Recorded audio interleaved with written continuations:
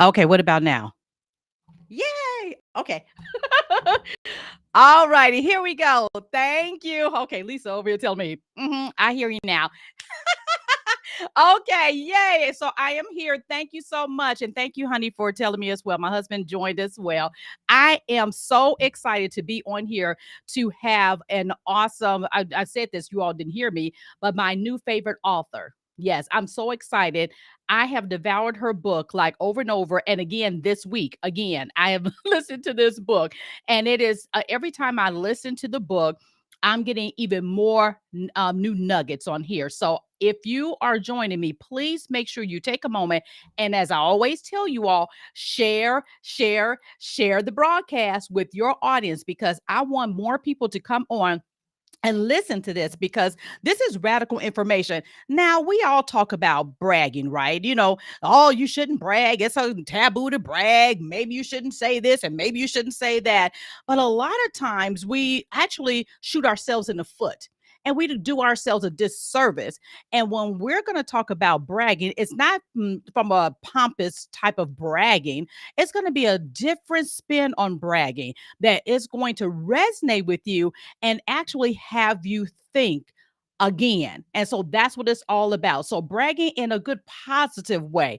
That's what I'm saying. Everybody, please make sure you share with your audience and let them know that we're on right now. And also let me know that you're here so I can see you in the actual comments. So what I always like to do, I go to my first intro and then I'm going to bring on my awesome new favorite author. I'll be right back.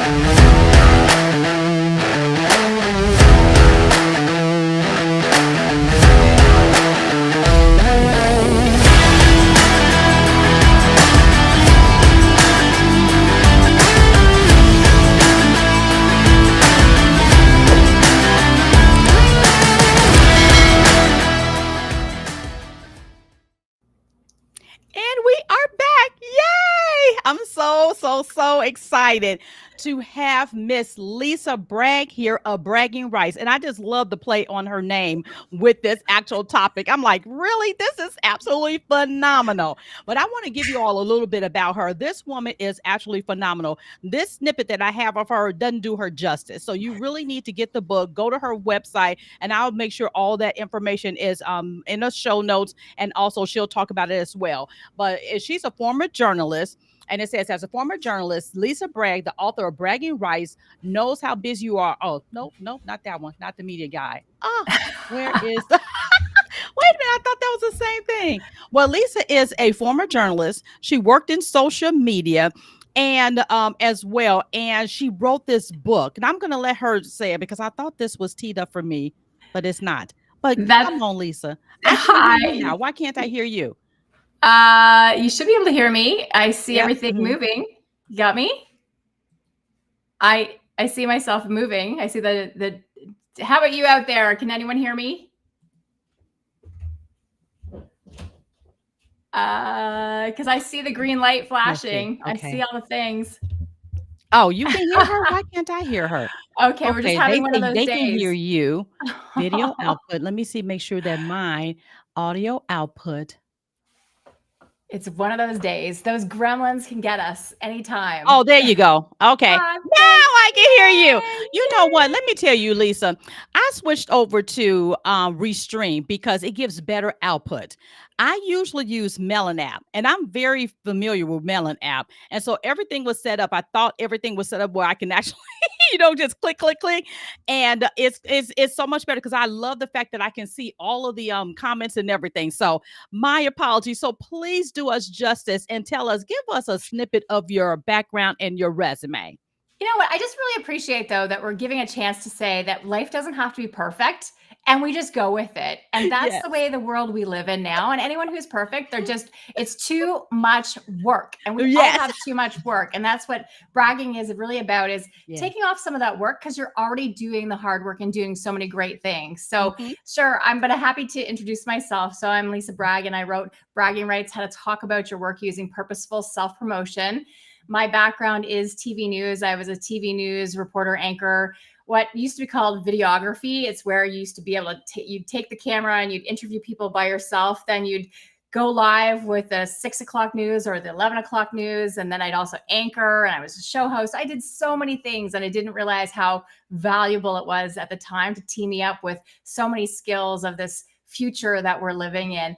I owned a media content company, one of the first we're doing content before content was content. So now we know what all this is. And Yes. and now, but it's the book. What I realized through and through is that there is a red thread to my life. And we only get that when we do that deep self-reflection piece. I realized that my mission is to help people be seen and be heard.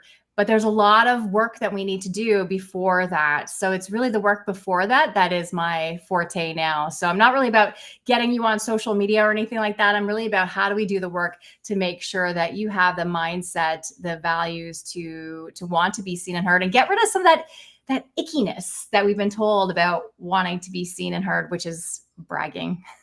And you're so spot on, because I heard you on Jenny Blake's podcast, and I was just listening and everything, and then I'm like, wait a minute, this is very interesting. This is a different take. And you know how something kind of, I listen to Jenny Blake all the time, but when yours came on, I just kind of started leaning in. And when you're leaning in, it's like, okay, she is saying something that I need to listen to and pay attention to as I evolve to the next level within my own business. And being in corporate America myself for over 30 years, I fell victim to a lot of the things that you talked about. And I Yeah. just didn't realize, and it really kind of had this self-reflection, like and when you talked about in the book that you lose money because you don't talk about yourself and opportunities. As one lady would realize that, because we have our heads down doing the work, and they should see me, but they don't. So I don't want to get into all that yet, but I'm just telling you how it resonated with me, and it really hurt me to my core that I did not do a better job. And then I had to start taking responsibility. Lisa, Yeah. okay, this is gonna get deep. Okay, so I gotta ask you. Thank you. I had all my own questions, but then I saw your questions. I said I like her questions better, baby. So I really want you to define bragging. Your Yeah. What bragging Yeah. is. Yeah. And you know what? And that's what a lot of the information out there, they don't define what bragging is. So bragging means talking about one's success with pride. And the reframe is that pride also means justified self-love. And so that's the chance that we can actually give ourselves that pat on the back and hug ourselves. It's justified self-love. And it's really about telling the world how you are of service. So it's a Mhm, service attitude. When we tell the world how we're meant to serve, then it's not that ickiness. And the mhm, challenge we feel with when we hear people and it's like, oh, look, listen to them. It's often self-aggrandizement. That's what we'll see more on social media is self-aggrandizement. And back in my journalism days, we'd call that a mhm, $5 word, which would probably be a $50 word with inflation today.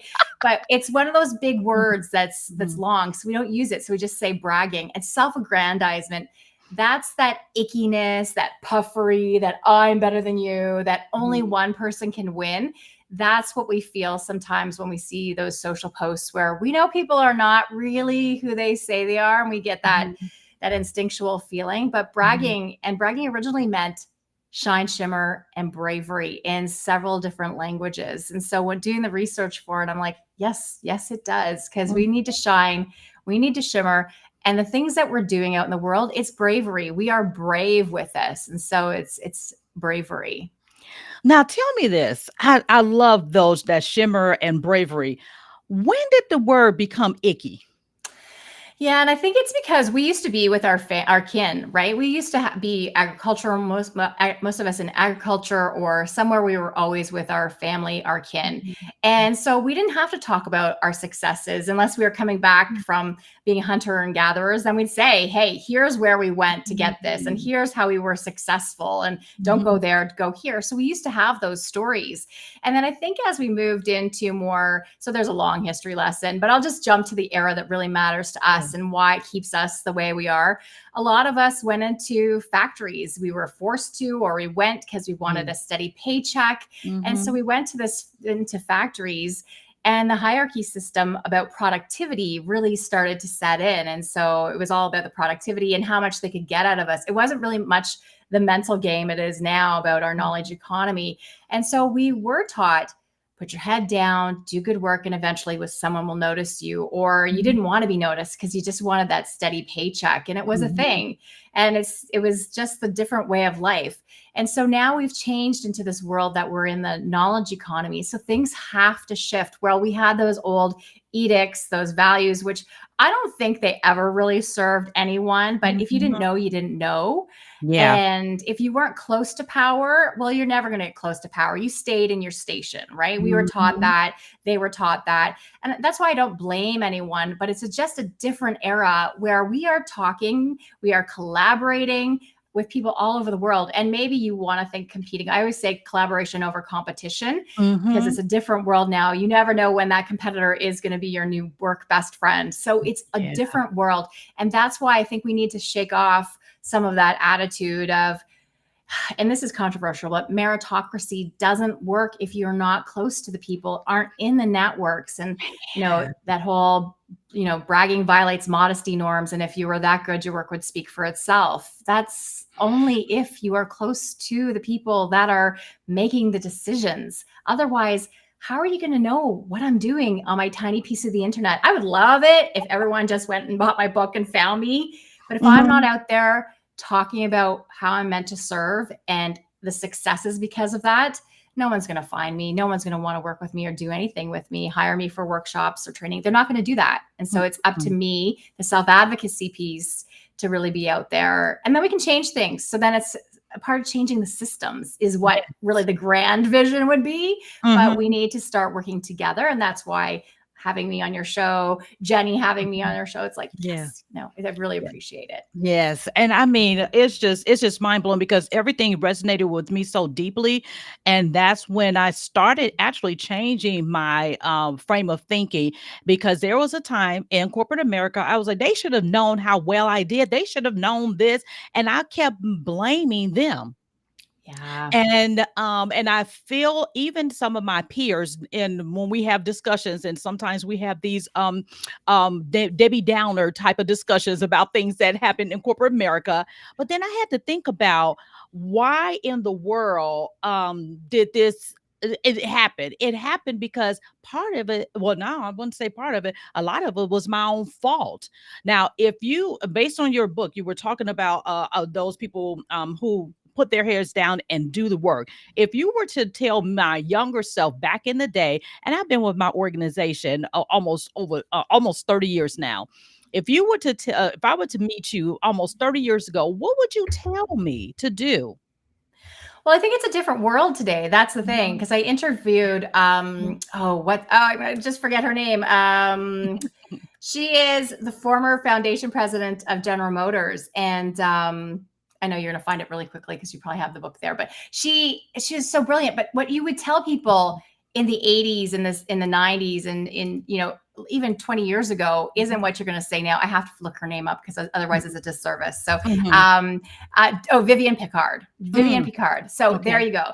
But what you would tell people now is different because we're in the knowledge economy much more now. So, but what she would say is always come in as a 10. So often we enter the workforce and we want to be I don't want to show you everything that I am because Mhm. I don't want to have to live up to that. So I'm going to come in at a 4 or 5, and then I'll work my way up and show you all the things. But if I show you all the things, how awesome I am now, I have a lot to live up to. So we often will come in smaller than what Mhm. we are, and then we think we're going to work our way up to things. And so I would tell you, the 30-year-old, long time, not your 30-year-old, but 30 Mhm. years ago, Mhm. when you were a baby, I would say to you, come in at the 10. And that's what I'd say to Yeah. people now. Come in as your 10 today because you're going to go up. And it's so hard to convince people to switch from thinking of you as a 5 or a 6 or a 3 to Wow. thinking of you as a 10. So come in as a 10.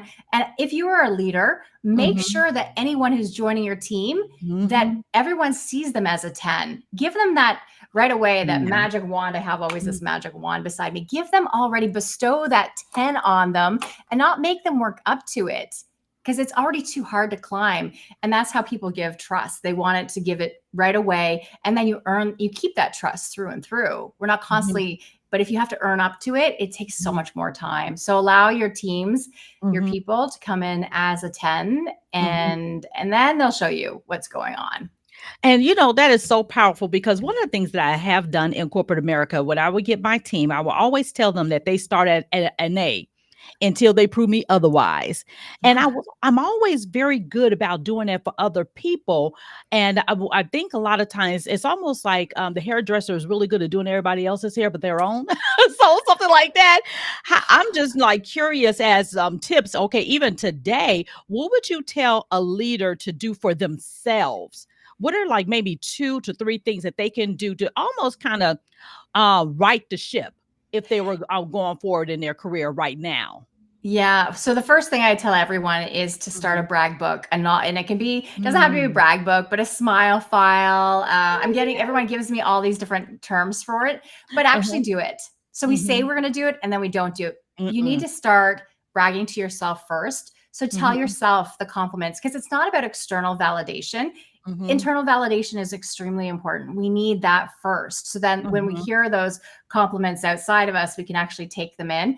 But brag to yourself first. When people aren't giving you the compliments because they're not mind readers, they don't know all the awesomeness that you're doing, give Mhm. it to yourself, write it in Mhm. there. So start collecting the evidence and the artifacts, because then you can show, Mhm. here's what I've done. And it's not to anyone else necessarily. It's great if you are going for a promotion that you have this evidence, but it's Mhm. also for yourself that you have it all the way through. So then you can go back and say, here's the red thread to Mhm. why I've been doing these things. And so when I'm, reaching that next level and I want to do something else, I can say, hey, there is a thread to all of this.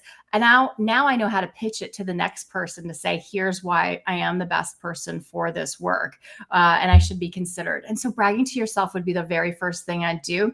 I would Mhm. also say stop with the self-deprecation. Yeah. We are so good at putting ourselves down and listing the laundry list of all the things that went wrong, or putting us like, or my, I did my hair, now it's flat. Like we say, we'll bring up all the things that we Mhm. don't want people to say, to, like, oh, I don't want you to, I'm going to just call it out. Yes, I believe in calling out the elephant in the room early, but I also think we're so good at self-deprecation that people believe that, well, no, it was a mess in the end. Thanks for the Mm. compliment, but here's the mess.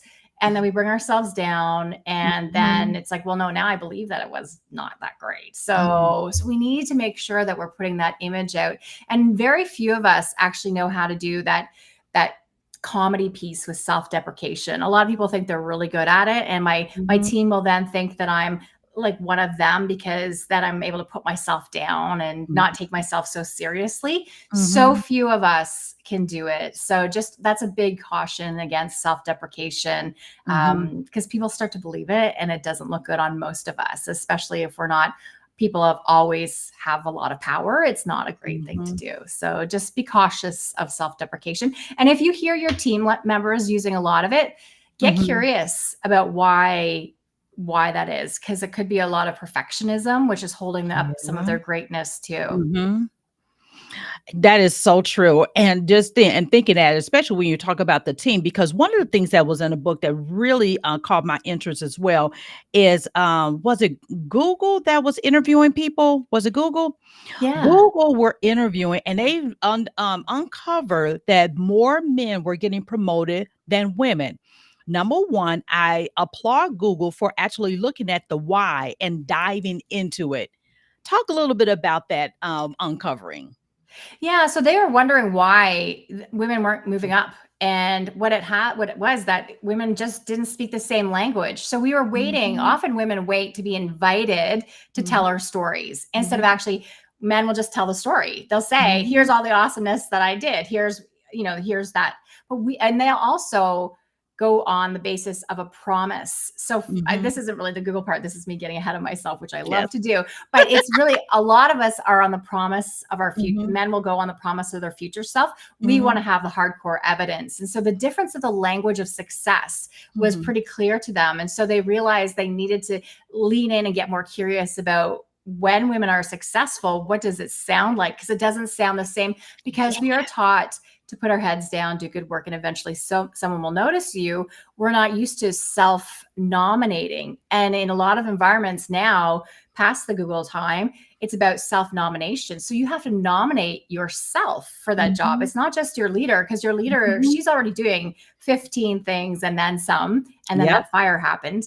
So you have to be looking out for yourself. And so they want more and more self-advocacy, because then you know what your strengths are, where you should be going, and what you really want to do, where we can put you somewhere, but maybe it's not where your heart's desire is. And so it's really about, how do we help people to learn how to self-advocate and self-promote? And so they started a program called I Am Remarkable, which is fabulous. It's now outside of Google, but it's really about, how do you talk about what makes you remarkable? And I get into that into the book too, but it's that remarkable piece is really critical. But it's the self-advocacy piece, to see what you want, do the work to get to that next level, not doing lateral moves like so many of us do. Yeah. It's really about, how do we slide to the side because it's comfortable. And it's also that we know we can get it. Like, I have 105% of what they want. So I have even the nice to haves. So I'm going to just take that. Where instead, I think it was, her last name is Moyer. She did work where she found that men will go forward on something. I think it's like 45%. They will go ahead with only 45% of the qualifications, but I have to have 105. And then I'm still nervous about asking for it. And then I'm definitely not going to ask my worth. I'm not going to ask for the right pay grid, because that's another challenge. So it's I'm just happy that they said yes. Yeah. That's Tara Moyer. Her book is called Play Bigger, but it's her research that she did that I found fascinating. That's who found out about how we men go on 40% and we go much, much higher to get those jobs. Yeah, and it's so true, because as on the flip side, in addition to, for me being in corporate America for so many years, I also own my own company, and it's all about career branding, marketing and branding. And one of the things that I do find interesting is when I'm talking to my female clients, it's that same thing you just identified. And I have to coax them and talk about them, bring them out and tell me those bragging stories, and also to feel comfortable, because then they won't apply for a job until they feel like they're 100% qualified. While my other clients who are male, sometimes I have to tone them down a little bit. I said, no, you can't say that, because that's not true. I'm not finding this in any of the documents with me writing this resume. So therefore, I'm trying to kind of balance them out to make sure, but they just will go for it, and they have no fear in going for what they want. But on the flip side, a lot of times my female clients, they do feel more reserved and going for things, and also making sure they check off all the boxes for that. And it shouldn't be. But I love the fact that you said also to give them a recommendation of keeping that brag book. One of the things that I tell people, and you said the names, I said add a girl and add a boy. So I tell people, do that. I tell them all the time, even my direct reports in corporate America, I tell them to keep a little folder on their computer, so when they get those kudos from their peers or what have you, drag it. And I tell my clients, I said, when you get those things, those are gems for me as a resume writer, as I'm branding them and marketing them so they can get that job. And also making sure that, like, when they see the end result, they're like, I can't believe this is me. I said, yeah, this is all you, and it's okay. And then, I'm just writing that atta girl, atta boy there too. And I just want to say also, Tracy, thanks for telling us best advice you received 20 years ago. Because the more people that say it, let's do it, do it, it works. The more people will finally say, okay, I'm going to actually do it, and start collecting that evidence. So atta boy, atta girl, that's another one that I hadn't had before. So I'm going to make sure I give attribution. I'm going to give you credit, because that's something we also don't do very well, is take credit, because there's no I in team, but there is I in credit. And so we have to learn to take credit more and more, but do it in a way that is, not, that's collaborative, and that we can also give credit when credit is due amongst, our peers, and not feel that scarcity mindset of it. So I think that's another thing. So I will definitely give you credit for that. So thank you. And I love that even throughout the book, you were talking about that as well. Now I want to ask you another question. You were talking about your research found a corrosiveness of being invisible. What has your research found on the corrosiveness of being invisible? Yeah, don't just when I heard that, when I thought about it more. And so I did international research. I just want to put this out there because I realize Yeah. I am a white woman. I'm a Canadian. And I thought, Mhm. is this an N1? Is it just little old me? Because Canadians, I'm leaning into the heavy, into the stereotype, but Mhm. pass the mic. It's okay to be number 3 or 4. Mhm. We're just not always wanting to talk about ourselves. It's really Mhm. a lot of people, it's like frowned upon to put Mhm. yourself out there. And so I said, is this just me? And then I talked to people through the US, Midwesterners, started on it right Mhm. away. And then I was in line and a woman from New York said, of course, that's me. I'm Catholic. And then I went further. But it was really important for me to do international research on this topic and not just let it Yes. be North American Mhm. focused, because I wanted to Mhm. understand how different cultures approached it. And so had a Mhm. really good response to the research and talked to people, qualitative and quantitative, talked to people from Australia, the UK, India, Mhm. had a panel from Japan, who is fascinating because Japan being very collectivist, very different Mhm. than what we are, but Mhm. also having international firms work there now. So how do you navigate through all of that? So it's fascinating. But the corrosiveness of invisibility point is that so many people, they feel, it's like you said, it's like we put our heads down, we're doing the good work, and Mhm. eventually someone will notice us. Do, Mhm. do, do, do, do, do. They gonna catch 'em up I'm fast. waiting, and then I'm doing Mhm. more work, and I'm Yep. doing more, and then I'm doing more, and then I come in with binders this thick. I know we Yeah. don't use binders anymore, but you Right, know what I right, mean. right, We're but you're coming with right. Mhm. the knowledge is just, we're prepared beyond prepared, doing so much more work than what we Mhm. should be, because we want to get to that next level, and we don't know. Mhm. Well, there's no rubric anymore. When we were little, we knew how to get that gold star, but Yeah. now we don't know. And so we're doing all of this work thinking, well, if I were that good, they would notice me. Be so good, they can't ignore you. We get all those Mhm. things. And Mhm. then we're just trying so hard. So the invisibility being corrosive, well, then I get to the point, and we're seeing this now. And this, I need to write a new article about it, but we're seeing it now where people are tired, they are burned out. Mhm. And recognition is a big piece of why people Yep. are burned out and tired, because they're not being recognized for their work. And I'm not blaming Mhm. the leaders, because they're also burdened with so much more work now too. So Mhm. how do you do it in the right way? And it's really making sure that you have a culture that allows and supports people talking about their successes, which is Mhm. bragging, Mhm. and that you allow people to do that, and that we also allow and empower our people to brag and self-promote. But it's also changing the culture and making sure that, you kind of made the point earlier, that people have to show their work, and that a lot Mhm. of people will add lots of stuff to their resume that doesn't really deserve to be there. But if we Exactly. make people show their work more along the way, Mhm. then we'll start to see how meritocracy, okay, that mediocre person, so we start to realize, like, I'm doing Yes. so much, why Yes. am I not getting ahead? And it's Mhm. often because you're not willing to talk about your successes, and you're not able to. We're not able to, because it's so ingrained in us from being very young, and reinforced in today's society, surprisingly, too. And when we say very young, there was a woman in the book that talked about, as a child growing up, respect adults, don't speak unless you're spoken to. And I don't know what nationality, but I think about African Americans as we were growing up. I grew up in Chicago, but I grew up around a lot of people from the South, Mississippi, Alabama, who all migrated up to the North. And a lot of that was ingrained in us, and saying that you don't speak around adults, you don't speak up, you don't speak without ask, be spoken to, all these things that you have in your head as a young child, and especially as a girl child. So I'm thinking about, I'm not sure what that person was. How would you even, if someone is growing up in that environment right now, what would you tell them? Yeah, I think that was Mina Malik that said that. And I heard that too growing up a little bit, but Mhm. not a lot, because I think we Mhm. were really much more in Yeah. my, like, we could say whatever we wanted. It was pretty starting to be pretty loosey at that, Yeah. like loosey goosey at Mhm. that point. But I think Mina Malik, and I think she is South Asian. I Yeah. think she's, Okay. I believe she's first generation American. Mhm. I'm pretty sure she is first generation.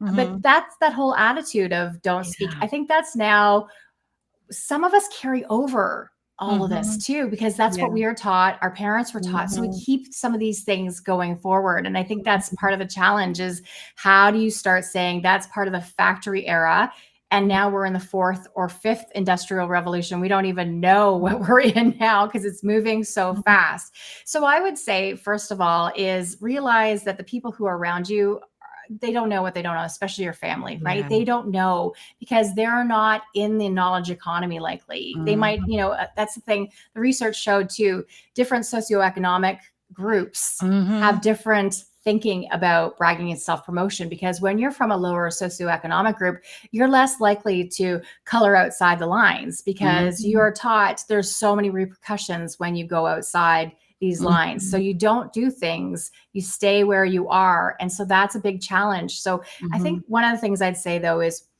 make sure that have some intention. So we don't want to, we never want to be any of the person that just goes off and says, here's how great I am. And I'm going to list off 15 things. You know, that parent, if you're a parent or I've ever been to a playground. When you talked about that too, I was like, yeah, we know some of those people. We do. And that's like, oh my goodness, you don't want to hear it. Like, that's great that little Timmy has done all those things and like way beyond us. Yeah. But so don't do that. That would be my one thing.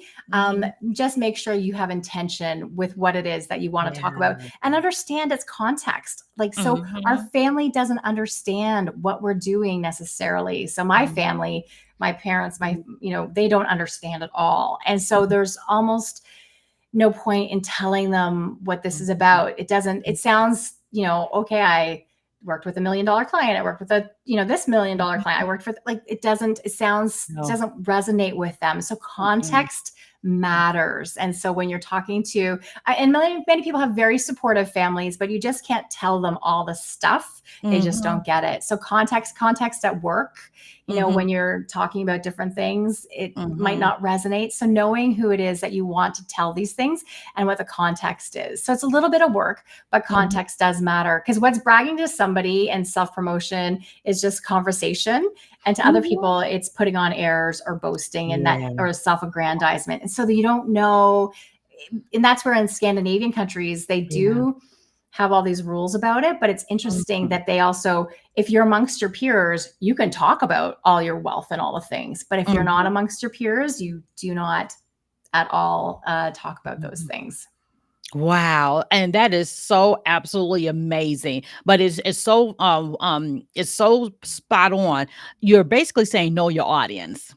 That's exactly it. You just synthesized it so well. And that's one of the things I always say is know your audience. I take all that stuff and I put it in a thing. But yeah, because that's what it is. You have to know your audience. And that's one of the things I have to grow and learn too, because sometimes even with being around senior citizens, and I'm a pastor's wife, being in the church, and the life that they grew up with, and then I'm in corporate America, we just didn't speak the same thing. So if I'm talking about all the things that's going on in corporate America, and they're like, I don't understand. I was a stay-at-home wife and I took care of all my children, just knowing the context and any environment, understanding your audience and how to speak to that audience. And another thing that you also talked about is having a strategy on how to do that as well, because the reason, what is your intention, what is your strategy when you're going to go out there and do something like that? Yeah, because you don't want to have more work. Like, that's the thing. And all of this already, you've already done the hard work. You are already awesome. It's now letting people know about it and making sure that we then also help other people to shine. So, you having me on your show, you're helping me to shine, and I'm really appreciative. But how do we help each other shine? And that's, again, it's the abundance and not scarcity mindset. The more we help other people to shine, the more the light comes back on us. So I really believe that we can help each other through all of this. And I hope it's not Pollyanna, that everything is rosy and shiny, because I know it's not. But how do we then say, this isn't right, let me help other people along the way? And how do we make our cups more full? It's hard to give a lot when your cup is empty, but when your cup starts to rise, then you can start to give more to other people. So, but it's really having a strategy, so you're not doing everything and trying. It's so much work. There's so much work nowadays. So that's where being really intentional, having the strategy, and market to where you want to go. It's not where you've been, it's where you want to go. And again, that gets back to so many of us, we just worry about our reputations. If you're on this call, your reputation is solid. It's really about betting on the future you. Who do you want to be? Where do you want to go? And what does that look like? And going for it. I hope this is resonating with my audience. I hope y'all listen to this. I mean, this is just absolutely spot on, so fabulous because, and I see Mel is out there. Hey, Miss Melanie. She said they needed some of those rules. Now, Melly is a personal branding strategist, and so she works with African American women and trying to help them come up out of that shell to market and brand themselves and basically brag about themselves Yeah. because that's what is so needed. And I'm like, Mel, I wish I had you, girl, years ago. And so, therefore, that's what we have to actually do. And Tracy says so true, especially in a pivot. Oh, yes, when you're pivoting, you Oh, have to make sure that you're doing that. That is so spot on. I and you got never know another. when you're going to Go ahead. pivot now. No, Sorry. Yeah, you never and that's know. Jenny Blake's show too. It's all about pivot, right? She said your next move may be your best move, something like that. I kind of know her little tagline. But let me ask you this. In the book, you talk about people. You want people to get uncomfortable with being uncomfortable. Yeah. What do you mean by that? Yeah, it's you know what? It's just in such a fast changing world. And we think, Mhm, okay, I'm just going to stay here. I'm going to be so comfortable here.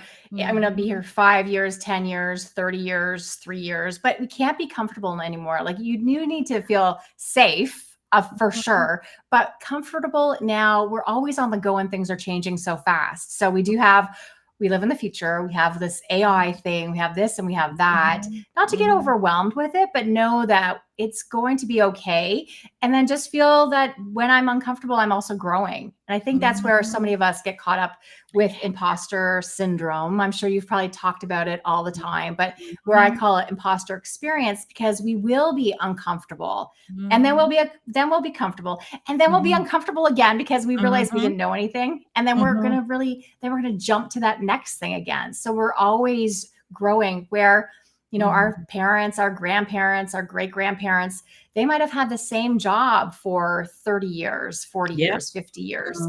They Mhm, didn't change. Maybe aspects of the job changed with some mhm, technology, but really not really. It's where now, are you doing like what you were doing a year ago or 3 years ago? Has it changed? It's mhm. changing so fast. So we just have to Rapidly, really yes. ground ourselves in this idea that things are changing and Mhm, start to be okay with it. It's hard because sometimes it's like, mhm, I don't know what this new technology is. What am I mhm, doing with this chat GPT? But what am I mhm, doing with it? But understanding that it's okay that I don't know. We don't know what we don't know. And we have to mhm, lean into that more and more. mhm. And Oh, you yes. Tracy's comment is great. exactly. The market is crazy. I feel like I'm in a tornado. Yes, Tracy. Exactly. It is absolutely crazy. And I mean, we're always changing. When you're talking about the things that we do, even though I've been at the same company, we have changed so much. It is unbelievable. And so therefore, as career professionals, I'm talking to all my leaders out there, we have to stay on the cutting edge and also talk about those things. And it's so funny. I'm gonna tell you a funny story, Lisa. There's going to be a change of command on my job right now. And so I used to have a specialty team. So it's going to be changed where another person is taking over the specialty team. So I made sure that I talked about my wins. I said, okay, here's what you're taking over. This is what I've done. And here's the steps that I've taken to reach this success. I got 100% quality for a whole month, which is huge in our organization because we were like 60, 70, so bad. It was not good. 100% quality. And here's what I did. So I set the next person up for success, but I made sure I put it in the context that it also gave me credit for what you're inheriting. It's already a level 10. Now it's up to you to maintain it.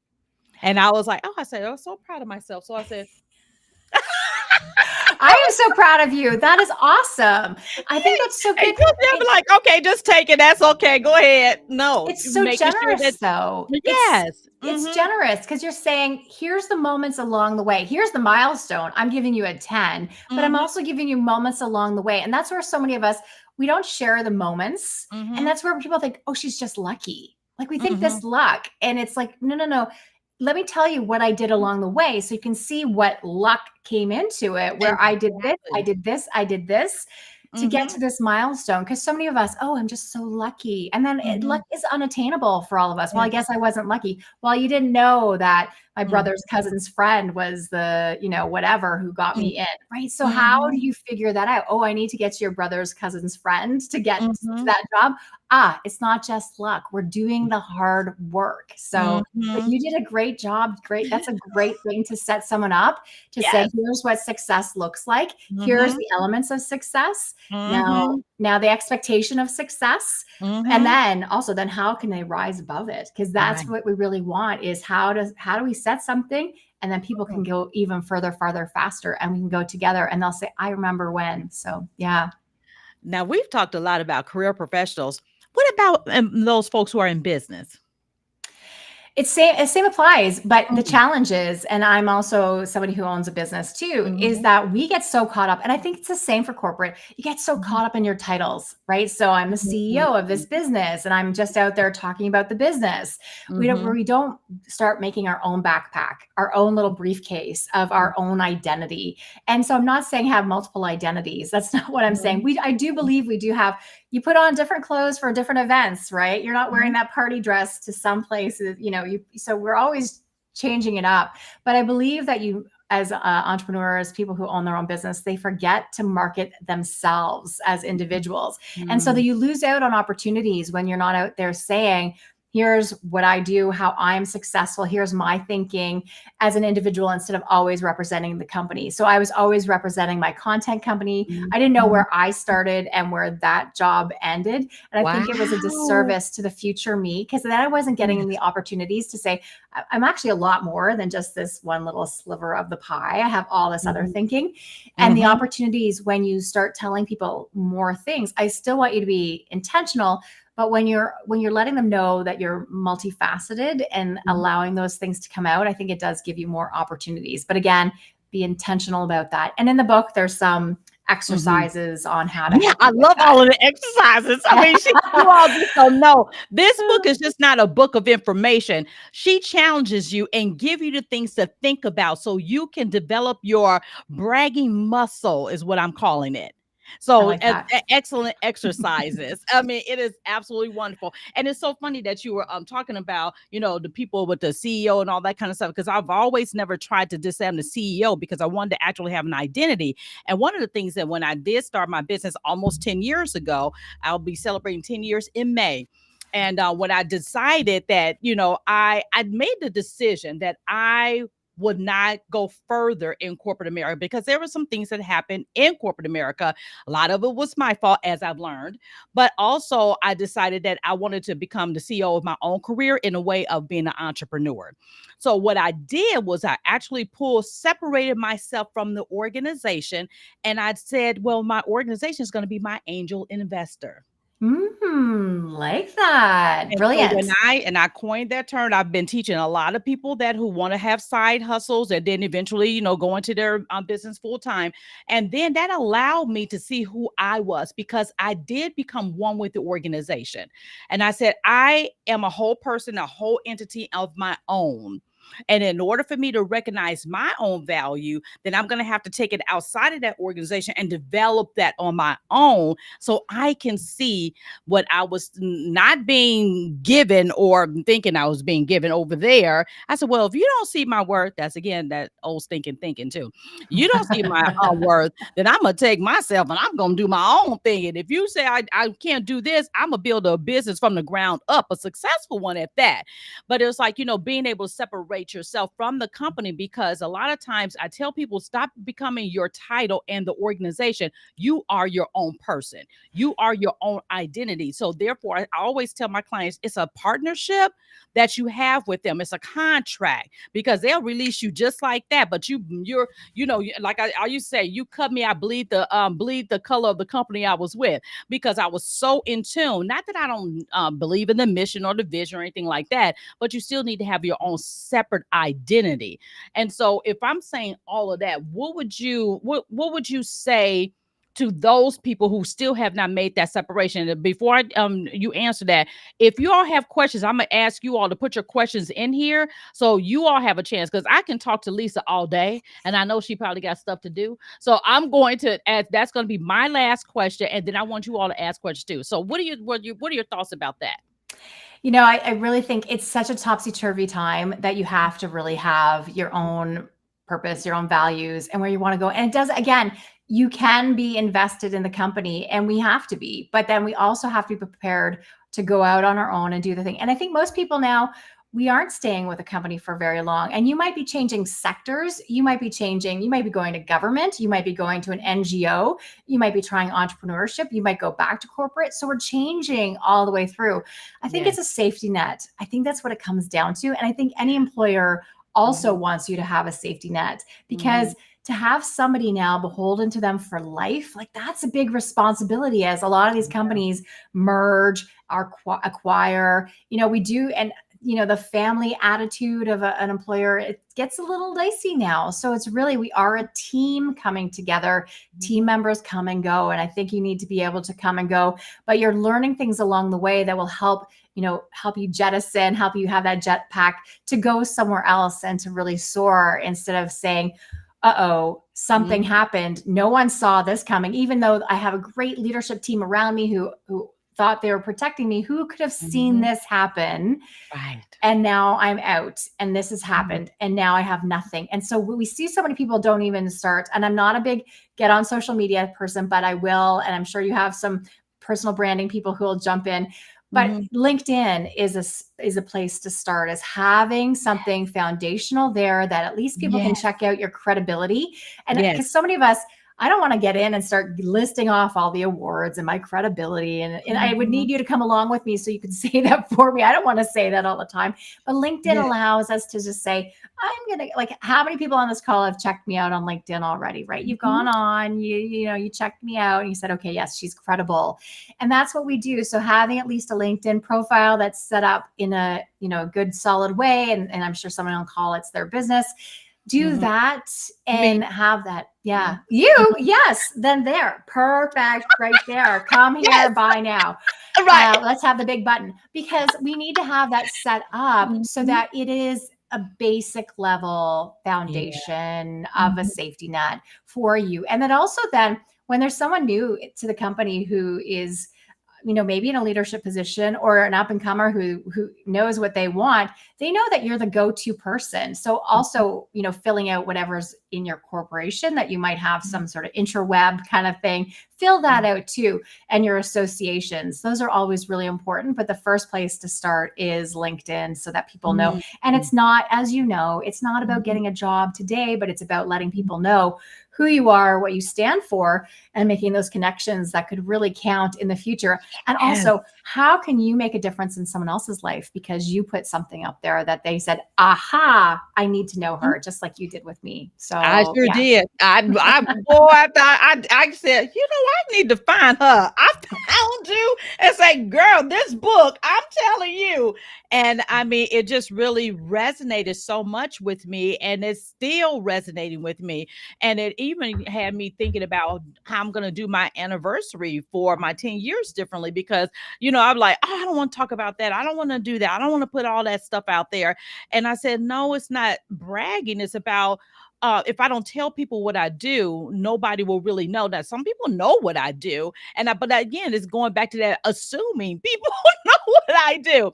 But We being able to do. talk about it in a way with intention and a strategy is so much better. And so me and my Ian, where's Ian? Ian, are you on here? Well, me and Ian, we're going through everything, trying to figure out, instead of I was just gonna do a 1 week thing and that was it. We're gonna do a whole month, and we're gonna talk about the history from where we come from. How do we do it? How do we build? And even some of the crazy logos I had before and all this kind of stuff. Just all the evolution. And then I had to sit back, and when you said take stock of what you've done, when I start thinking through, I said, oh my gosh, I've done a heck of a lot and balanced it all with leadership, corporate leadership career for a Fortune 40 multi-billion dollar organization. How the heck did I do that? Didn't do it by myself, but I had to really think about it. But I would always just passively not even really acknowledge all of the things that I've done. But it's like, because I felt it was bragging, and I don't want to brag. Yeah. And I'm like, I'm still the girl okay, I'm from the hood. Seriously, Lisa, I'm from the hood in Chicago. So I'm like, I'm still the girl on 29th and State in Chicago, Illinois, in the projects. That's who I am. But I don't look at all the things that I've evolved. But I'm being more comfortable in that, in a way, because it is more intentional and strategic. And I can release the, as the taboo of bragging. Yeah. And be an inspiration to other people, but it's the taboo, but it's feeling comfortable with our successes. Sometimes when Mhm, people give me a compliment, I have to wiggle my toes to ground myself because it's mhm. not really what I grew up with either. And so Yeah, it's wiggle my hard. toes and Mhm, then make sure I say thank you. And I'm using the like silence yourself because otherwise you're going to mhm, start going to self-deprecation mode. But it's mhm, celebrating those successes so then you are a role model for other people and mhm, allowing other people to see all the things along the way that it's, that it's intentional and that we can grow and we can go on. And then it's also about what's next. It's the mhm, legacy that we're leaving and not just where we've come from. It's where we've mhm, come from is part of our journey for sure, but mhm, there's that what you've done, like listen to all of that and how many people are like, oh awesome, and then it's mhm, just even more interesting about where you've actually come from in Chicago, right? That it's like the curious, let's lean into that. And I think mhm, the thing we need to do, especially as women, mhm, is not start to do what's called tall poppy syndrome.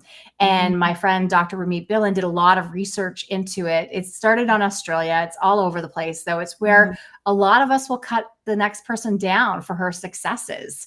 And so if you grow beyond your community or even in an office setting, that's where we see people will Mhm, tear each other down. Well, so the mhm. tall poppy, it's that the fields have poppies. And if they're not even, the Mhm. farmer comes off and lobs the top of the Oh, poppy yeah. off. Mhm, And so we do that to each other where we'll say things and be negative about somebody who's actually achieving success instead of leaning in and getting curious about why do we feel like that? Why do I feel that mhm, jealousy about that person?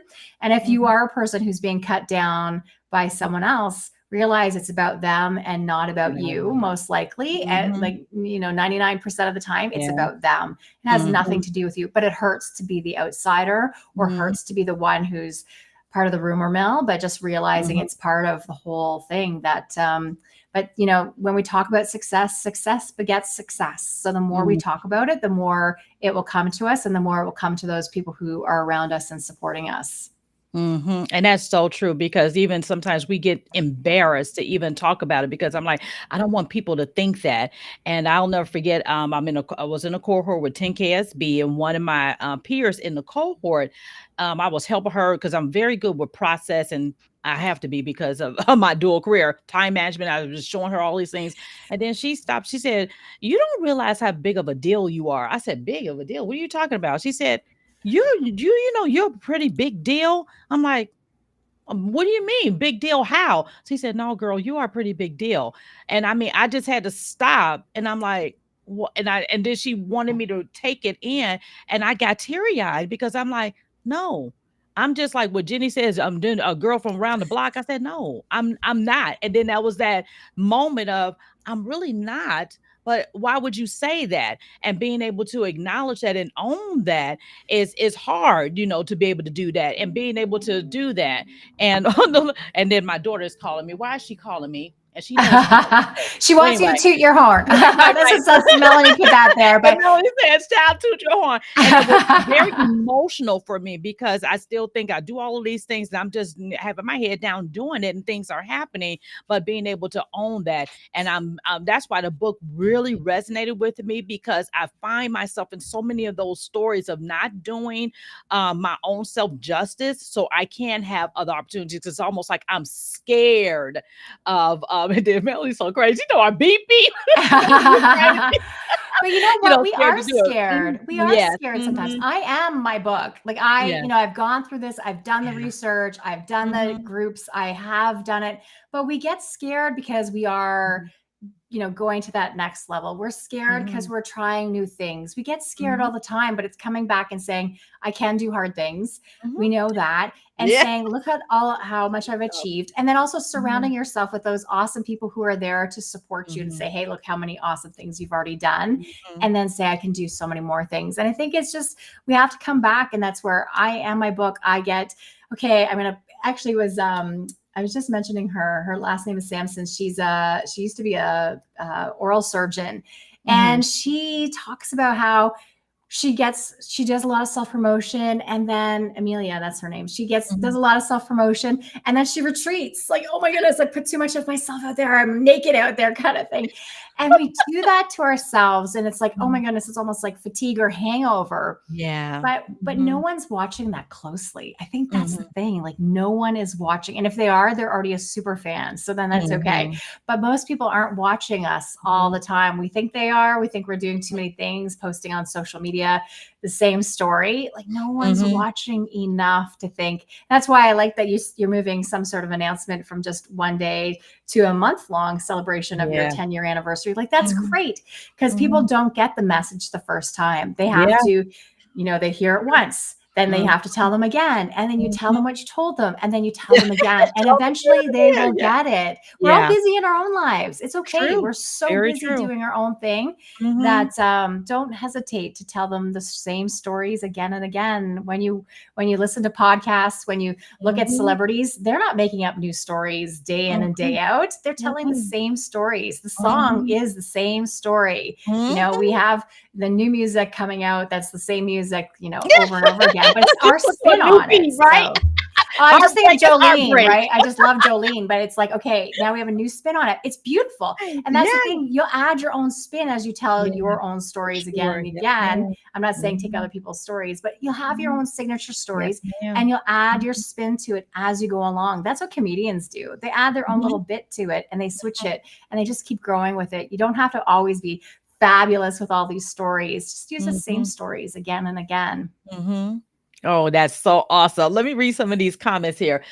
Trace said, facing ageism too. Oh my God, I still have so much to learn, I think. And then she said, I hate that. I've never put much stock in titles. Yep. I tell my young women in STEM, don't get so caught up in the black and white writing. Job descriptions don't tell you to get up, shower, and drive to work, but you must do that to have a career. You will have tasks and duties that may not be black and white. Yep. Yep. And say, Yeah. yes, it is. And then, of course, male crazy self child teacher. But that's part of that for Yes, Tracy. yes. It's Mhm. knowing your leader's Yeah, agenda, like who's yeah, in charge. But yeah, there's the corporate agenda. But then what's the yes. agenda of your leader? Like we know we have these That's numbers to make, powerful. but what's her agenda or his agenda? What is it Mhm, that they actually want to achieve? And when you know that, mhm, sometimes that also helps figuring out what all this gray part is because there's the black and the white, and then there's the gray, and then there's all this other stuff around. It's like, what is really going on here? And so mhm. sometimes finding out from your leader, what is really going on? What's the agenda here? What's your agenda?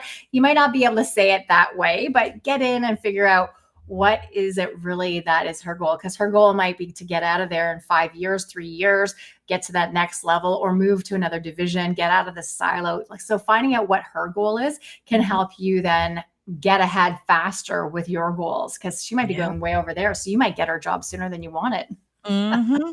I love that. Oh, Lisa, this has been the fastest hour I have ever seen. I cannot believe it's been an hour. Because all of these nuggets that you've dropped, this information has been absolutely phenomenal. And I want these people to know where to find you, how to get your fabulous book, and when are you going to have one of those workshops? Yes, I have to have one soon. So yeah, you Yes, can. I know it's like one of those things. So here's the yes. book.